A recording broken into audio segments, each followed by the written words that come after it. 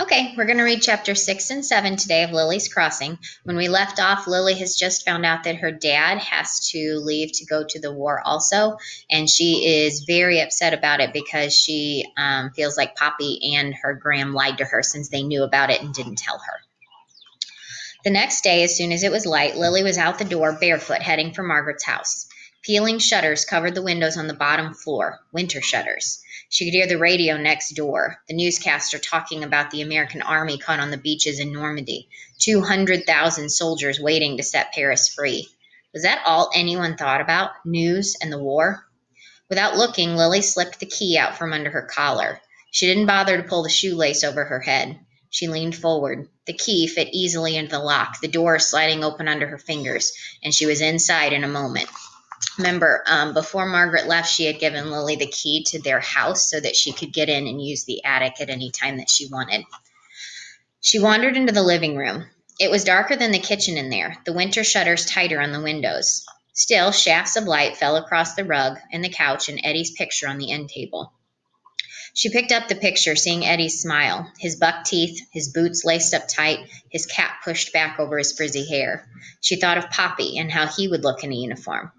She set the picture back in exactly the same spot. How strange it seemed without Margaret, or even Mrs. Dillon there, sitting next to the radio listening to Portia Face's life. Lily went up the attic stairs, listening to the sound of her feet, and pushed up the window. The waves were high today.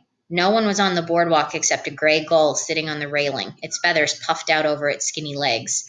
The legs reminded her of someone, but she couldn't think of who it was. The Mary L was sitting at the dock, sitting low in the water. If only she'd see Poppy in line with the other fishermen. He'd be balancing the picnic basket and tackle box. He'd have his fishing rod and hers too. She felt a terrible lump in her throat. He was probably packed by now, having breakfast, ready to take the morning train back to the city. And she wouldn't be there to say goodbye. He had told her about the train last night when she had finally gone home. He had sat on the edge of her bed, his weight tilting the mattress down, telling her the war would be over sometime, and they'd be right back there in Rockaway with everything just the same. She hadn't said a word. She had acted as if she didn't care, not one bit. Now she swallowed hard over the lump in her throat. She wasn't going back. She would stay in the attic all morning, all day, writing a book or something. She wished she could stay there forever. She took deep breaths of cool air that was coming in, and leaning over, she saw Albert. He was alone on the beach, wearing a pale green shirt and shorts. Holding up the shorts was a belt, a ridiculous belt that was miles too big for him. Ah, she said aloud, that's what the seagull reminded her of. Albert. He had those same skinny legs with fat knees. He was walking back and forth, shading his eyes with his hands, turning toward her. Oh, no, you don't, she said under her breath. She ducked away from the window, walking doubled over to the back of the chimney. Poor Eddie's candy was gone, bag and all. Only the Milky Way wrapper was left, over in the corner, crumpled in a ball. Lily looked closer. A piece of paper was lying on the floor. She sank down and picked it up. A note from Margaret. Don't worry, Lily. I'm coming back. Good luck to your Aunt C in Berlin, Germany. I won't tell anyone. MD. And taped to the bottom was a lifesaver, a red one, Lily's favorite color. Lily leaned back against the rough chimney brick, sucking on the lifesaver, wondering if Poppy's train had left. She stood up suddenly, so quickly she felt dizzy. Then she was out of the attic, clattering down the stairs, through the hall, through the kitchen, and out the door, listening for the sound of the train. She didn't stop to see whether anyone saw her. It was too late to get to the station. Instead, she ran across the field to the viaduct over the water, trying to find enough breath to get her there ahead of the train. She began to wave as soon as she heard the sound of it on the tracks, even before she saw it. She didn't stop until it was a smudge in the distance and then gone completely, even though she knew Poppy couldn't have seen her. That was chapter 6. Here's chapter 7. It was Monday afternoon. Lily put on her sunglasses, her Eddie Dillon sailor hat, stuck a Gertz lipstick in each pocket of her shorts, and her notebook under one arm. It was a beautiful day, a perfect day, and she had something perfect to do. Spy. That Albert person had been ducking around all over the place yesterday. Here one minute, there the next, always one step ahead of her, one step ahead of the police, maybe. She had thought the whole thing over. Albert could really be a Nazi spy, not a chance in a million spy like Mr. Egan, but a real one. She counted it out on her fingers, talking to herself as she marched down the block. 1, he had come in the middle of the night. 2, he had some kind of foreign spy accent. And 3, she couldn't keep track of him. As soon as she turned the corner, she stopped to put on a slash of victory red lipstick. She was getting good at it, not so much on her teeth anymore or extra around her mouth. At least she hoped not. There were no mirrors on the way to the beach. She smacked her lips, a little sore from all that rubbing off lipstick before she went home every day. Then she heard footsteps across the street. She looked back. A miracle. It was Albert. She ducked behind a mailbox to watch him. It looked as if he was heading for the beach. She let him get a half block ahead of her, up the boardwalk steps and down the other side, and then she followed along after him. Instead of taking the steps, she scooted underneath the boardwalk and sank back behind the rusty wire fence to see where he went. He was carrying something, a big wad of stuff. He passed about 2 inches in front of her, another miracle that he didn't see her, and stopped. What was he up to? He unrolled the lump, a beach blanket, one of Mrs. Orban's. She'd seen it on the wash line 100 times, so there wasn't anything much suspicious there. He sat down and lined up a bottle of Coke, a bag of something, sandwiches, or a foreign spy radio maybe, and a pad of paper and a pencil. Then he settled himself on the blanket, just sitting there looking out at the water, his bony knees almost up to his chin. It was a good thing she didn't have anything to do. She could sit there as long as he did. She certainly wasn't going to hang around Graham's house. She was hardly talking to Graham since the night before Poppy left. She took a breath. Don't think about Poppy. Think about Graham instead. She could see Graham's name, 4th on her list of problems. It came after 1st, lies, 2nd, daydreaming, and 3rd, friends. I need them. Okay, sorry about that. Timer went off. And now maybe she'd cross the whole thing out and move Graham up to the number 1 problem. It would serve her right. Graham probably wouldn't care even if she knew. She wasn't talking much to Lily either, mumbling once, "Terrible that you didn't even come back to say goodbye to your father." Lily knew it was terrible. She didn't need Graham to tell her that. The last 2 days she had awakened with a pain in her chest, almost like a woodpecker banging away at her ribs.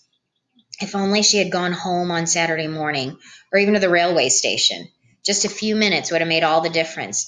And now she might not see Poppy for years. She might be grown up and he wouldn't even recognize her. She had written to him, though, a long "I'm sorry" letter. She had sent it to the address that he had left on her bed.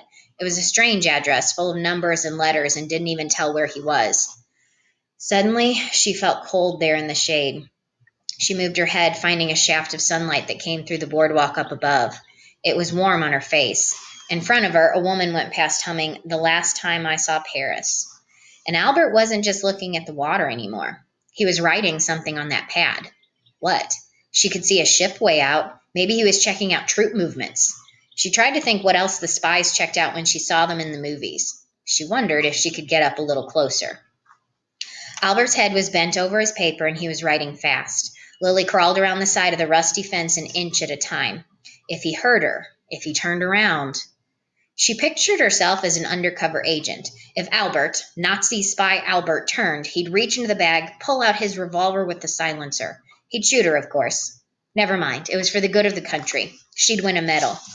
She couldn't see anything on his paper. His shoulder was in the way.